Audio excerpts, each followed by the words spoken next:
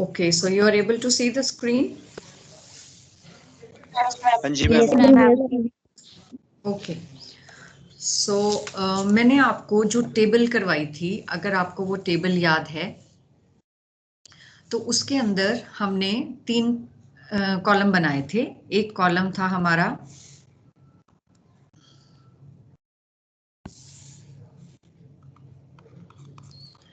Interest का, दूसरा sinking fund का और तीसरा सिंकिंग फंड इन्वेस्टमेंट का। ठीक है, यहाँ हमने लिया था 1 year, 2 year, 3 year and 4 year. ठीक है, जो पहले दिन मैंने आपको एग्जाम्पल कराया था, मैं उसी को वापस ले रही हूँ कि मान लीजिए मेरे पास सिंकिंग फंड में 1 लाख रुपए मैंने डाले और उनको मैंने उठा के सिंकिंग फंड इन्वेस्टमेंट में इन्वेस्ट कर दिया।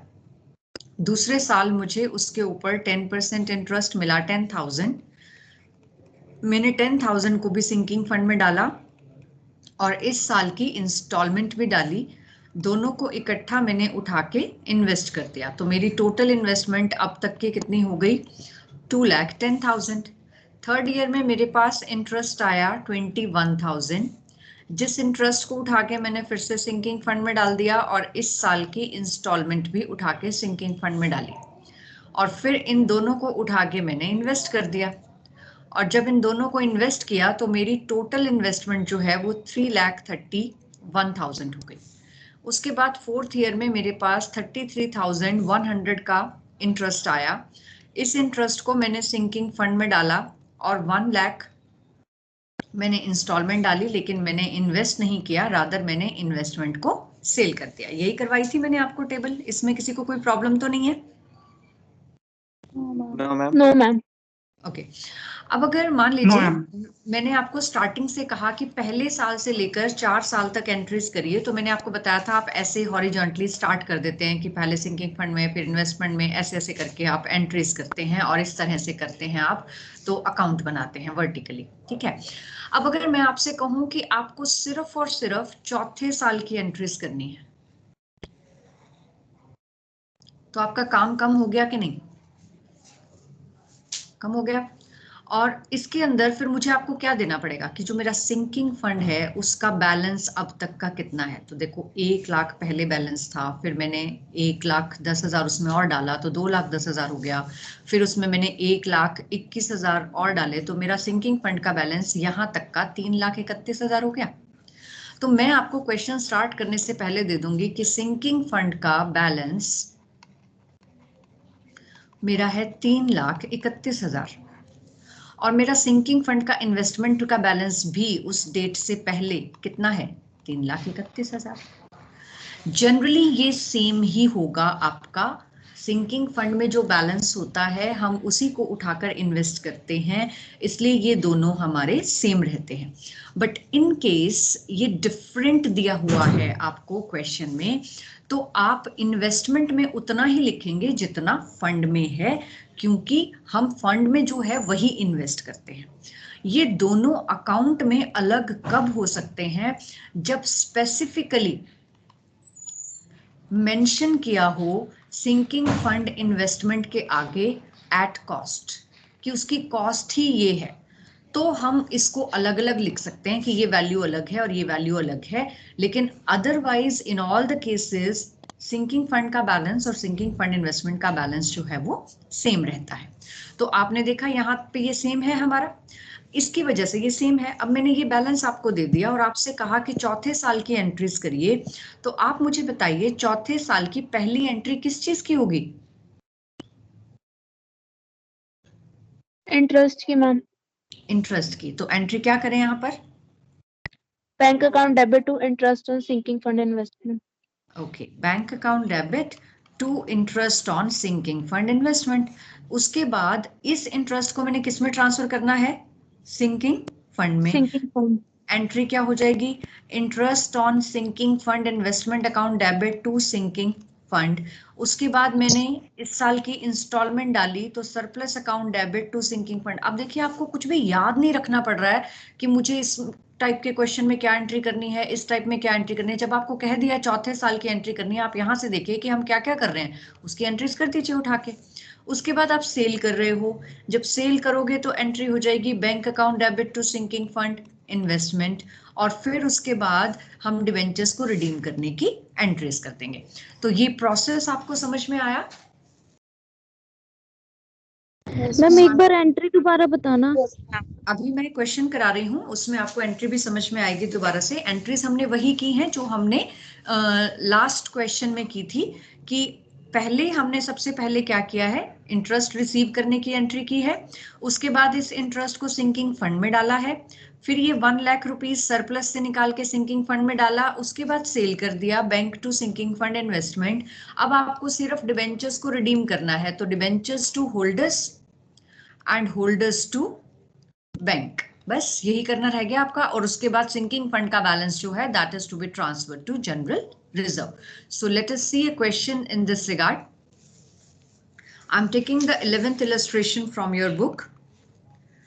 The following balances appeared in the books of Vishal Papers Limited on 1st October 2015.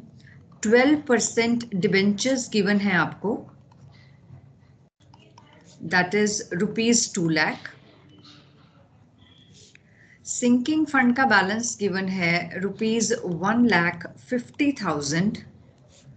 Sinking fund investment face value लिखी हुई है रुपीज 1,70,000. अब आप देखिए, मैंने आपसे कहा था कि सिंकिंग फंड का बैलेंस और सिंकिंग फंड इन्वेस्टमेंट का बैलेंस अलग नहीं हो सकता। तो ये हमें दिया हुआ है कि सिंकिंग फंड इन्वेस्टमेंट की फेस वैल्यू 1,70,000 है, लेकिन हमने उसको कितने में खरीदा होगा, 1,50,000 में, तो उसकी वैल्यू कितनी होगी हमारे लिए, 1,50,000. देन हमें दिया हुआ है interest on investment is received on 30th September and 31st March at the rate of 8% per annum. Annual contribution to sinking fund जो हमारी इंस्टॉलमेंट है वो कितने की है, it is 25,000 worth which is made on 31st March. Debentures fell due for payment on 31st March. The company carried out the redemption by sale of sinking fund investment at 95%. 95% पे cell करती है वो, पार पर नहीं करती है. On that date, balance at bank stood at rupees 72,000. उस दिन बैंक का बैलेंस आपको दिया हुआ था 72,000 and that is before interest on investment. तो अभी इसका मतलब interest on investment की एंट्री होनी बाकी है. अगर वो कह देता कि after interest on investment, तो आप यहाँ वापस मैं आपको टेबल पे लेके जा रही हूँ एक बार, अगर ये after interest on investment कह देता, इसका मतलब ये एंट्री भी हुई है कि बैंक से इंटरेस्ट भी आ गया, फिर सीधा आपने क्वेश्चन यहाँ से स्टार्ट करना था. ठीक है, सो अभी बिफोर दिया हुआ है तो हमें पहले इंटरेस्ट रिसीव करना पड़ेगा. तो इस केस में लास्ट ईयर है हमारा, तो एंट्री हो जाएगी bank account debit to interest on sinking fund investment. Investment मेरी है 1,70,000 की और इन्वेस्टमेंट का रेट, इंटरेस्ट का रेट है 8%. Interest is always calculated on face value, तो 1,70,000 के ऊपर आप 8% हाफ ईयर का निकालेंगे and that will come to 6,800, क्योंकि एक साल में 2 बार दे रहा है वो. ठीक है, 6,800 का इंटरेस्ट आया, इस इंटरेस्ट को आपने ट्रांसफर कर दिया टू सिंकिंग फंड 6,800. ओके, अब ये ट्रांसफर होने के बाद इस साल की इंस्टॉलमेंट डालेंगे, surplus account debit to sinking fund account. 25,000 की हमारी इस बार की इंस्टॉलमेंट है, वो हमने डाल दी यहाँ पर. अब इसके बाद हमने इन्वेस्टमेंट को सेल कर दिया. इन्वेस्टमेंट को सेल किया तो bank account debit to sinking fund investment. Investment की मेरी फेस वैल्यू थी 1,70,000, इसको मैंने 95% पे बेचा, तो 1,70,000 का 95% निकालिए, ये आ गया 1,61,500. बट मेरी इसकी कॉस्ट कितनी थी, कॉस्ट थी मेरी 1,50,000, तो मेरा प्रॉफिट कितना हुआ 11,500.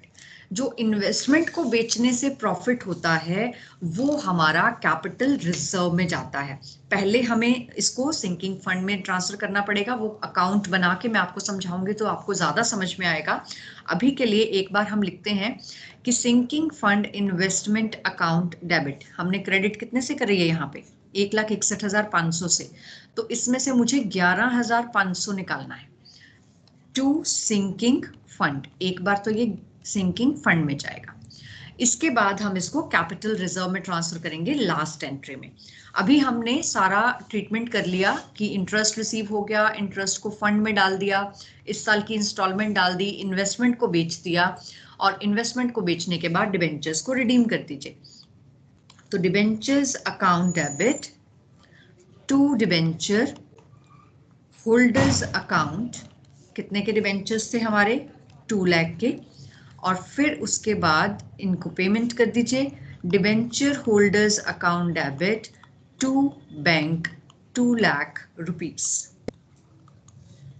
और अब लास्ट में हमें ट्रांसफर करना है सिंकिंग फंड का balance to general reserve and to capital reserve.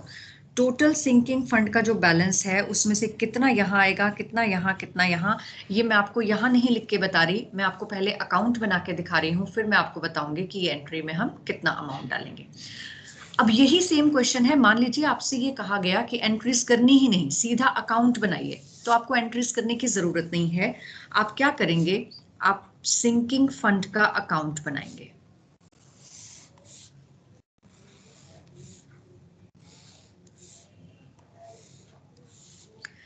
Sinking fund investment का अकाउंट बनाएंगे, ठीक है। डिबेंचर्स का अकाउंट बनाएंगे,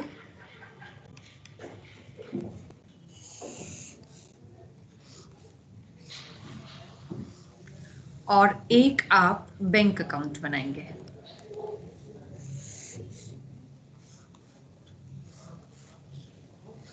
ठीक है।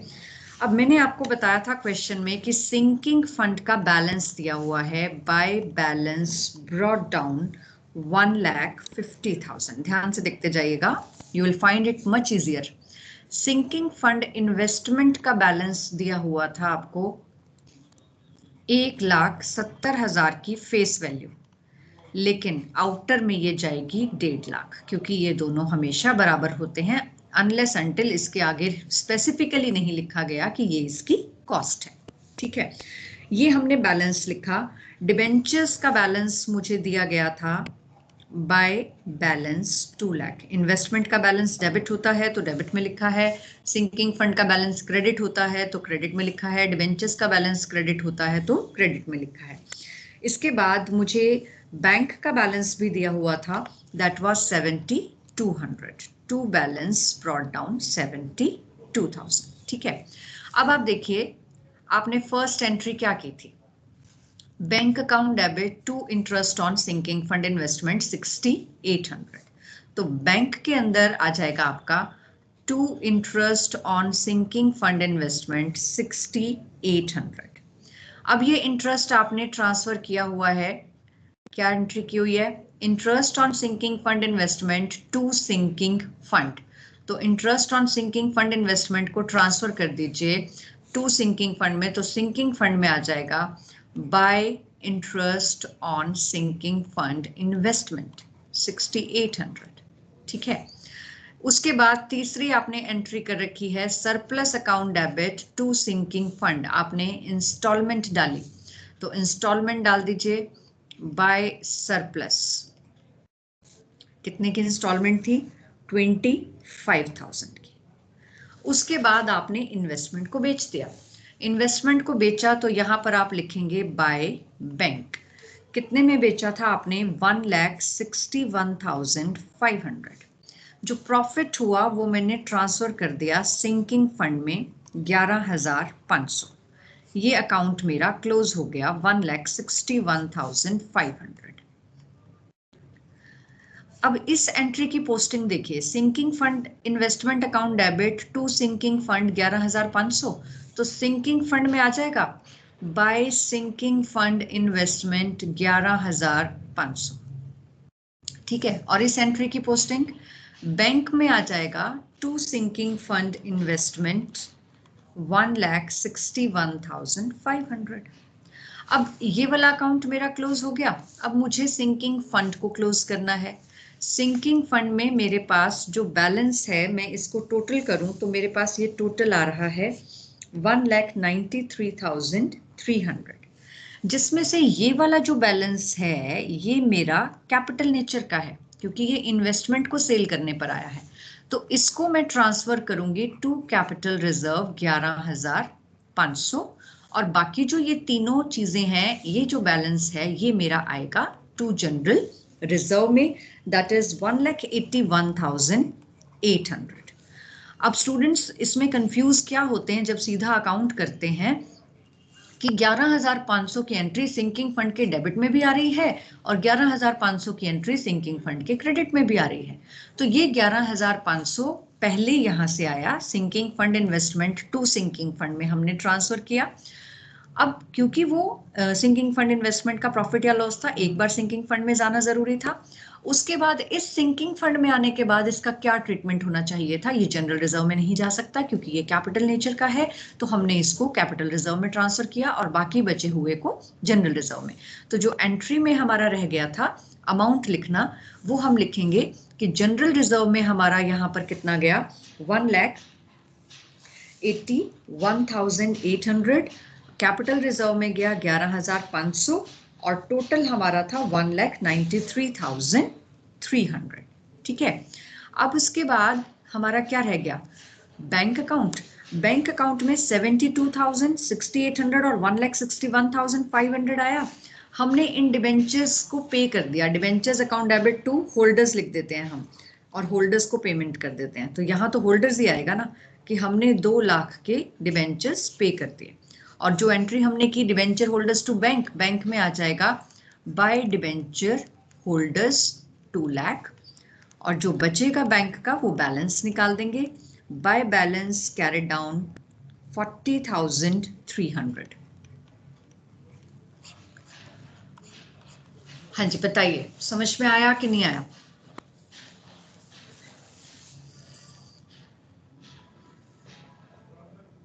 मैम यस, ये फर्स्ट वाली एंट्री में इंटरेस्ट का अमाउंट और जो इंस्टॉलमेंट है जो हमने लास्ट इसमें डाले सिंकिंग फंड में, इसका अमाउंट कैसे डिडक्ट किया हमने? अमाउंट कैसे निकाला है? Yes ma'am. आपको दिया हुआ है इसमें 1,70,000 की आपकी इन्वेस्टमेंट है। Yes ma'am. तो 1,70,000 का 8% निकाला आपने, 13,600 आया, और वो 6 महीने का निकाला तो 6,800 आया। Yes ma'am. ठीक है, और बताइए। ये और आपको इंस्टॉलमेंट का जो अमाउंट है जो गिवन 25,000 है, वो गिवन है कि इंस्टॉलमेंट की अमाउंट 25,000 है। जब मैंने क्वेश्चन में से इंफॉर्मेशन लिखी थी, मैंने यहाँ लिखा था, ये देखो, इंस्टॉलमेंट की अमाउंट हमें गिवन है 25,000। Okay ma'am. हाँ जी, एनी अदर प्रॉब्लम?